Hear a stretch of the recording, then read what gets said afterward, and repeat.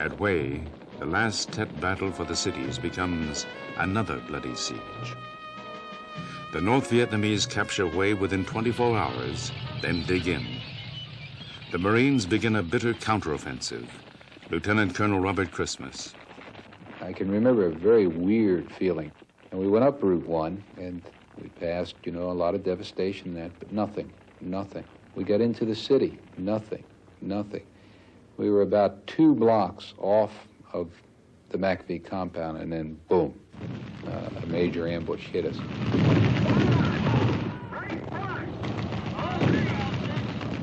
And we literally ran an entire company across the bridge, just a double time.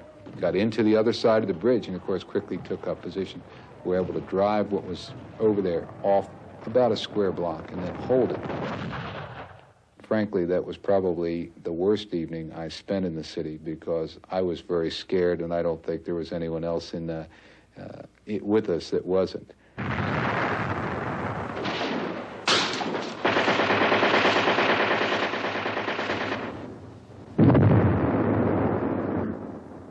The Americans struggled to regain Hue, block by block, picking their way across old courtyards and down narrow streets.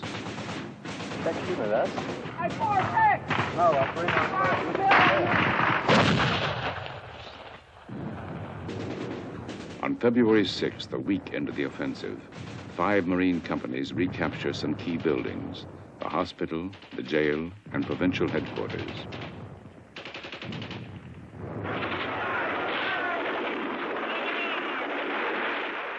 More than 100 U.S. Marines are dead.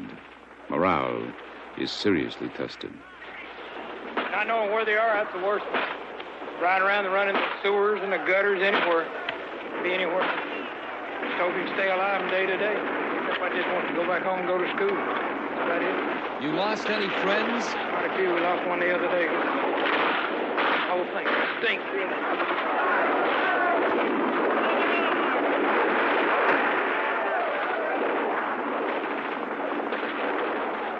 After 10 days, the communists still hold the main northern sector, the Citadel.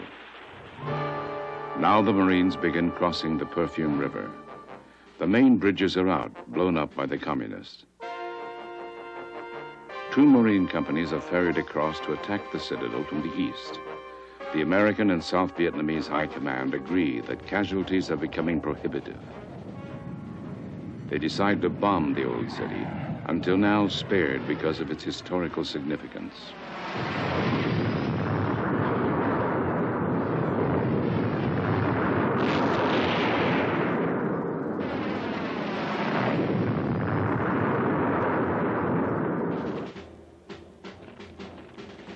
Outside Hue, American reinforcements begin closing in to cut off communist supply lines.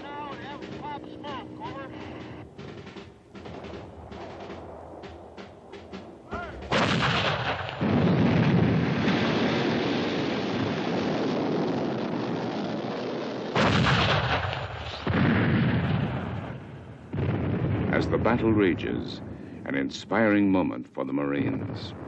Mystically, from somewhere, appears this American flag. Well, first of all, the old gunny looked up and just literally burst into tears. But I think the even greater phenomena was here bullets are still cracking and all sorts of things are going on. And out of the windows of this Capitol building, where Marines are still clearing room by room, and then comes this tremendous cheer, that you can hear over the sounds of the battle and everything else. In the battle for Hue, the South Vietnamese placed their losses at 400 and claimed 5,000 communist troops killed. The Americans lose 142 Marines. Another 857 are seriously wounded. Among them, Lieutenant Colonel Christmas. And I let them lay me down, but this is something I'll take with me all of my life. The mortars started to come in, and there was nothing I could do. I couldn't move, and the mortars were walking just like that, and I got hit a couple times, but then on top of me, my radio operator and my gunnery sergeant just dove on top of me and laid on top of me as these mortars went through. And again, I took a few more wounds. Fortunately, they weren't wounded, but I will take that with me all my life.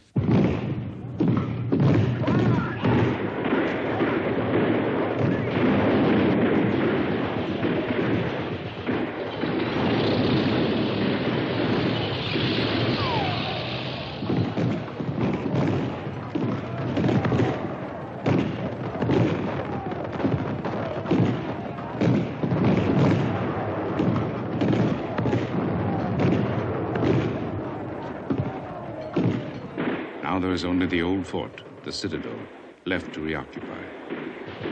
Supporting the advance, tanks fire point blank at the walls and garden of the citadel. The Marines seized the southeast gate of the citadel. February 25th, 1968. The battle for Hue is over. South Vietnamese troops celebrate, but the communist forces also claim victory. North Vietnamese diplomat Ha Van Lao. Selon notre point de vue, nous considérons que la victoire. We considered the victory of the Tet Offensive to be a strategic one for us. Quant aux pertes en effectif. As to the actual losses of human life or material on our side, I don't recall the exact figures, but it was only natural that we did lose men and material.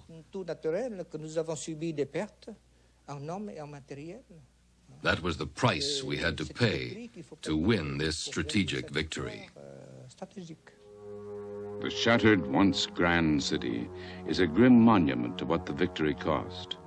General Westmoreland claims that the war could now have been won. This was the turning point of the war. It could have been a turning point for success, but it was the turning point for failure. By virtue of the early reporting of the war, which was gloom and doom, and which gave the American people the impression that the Americans were being defeated on the battlefield,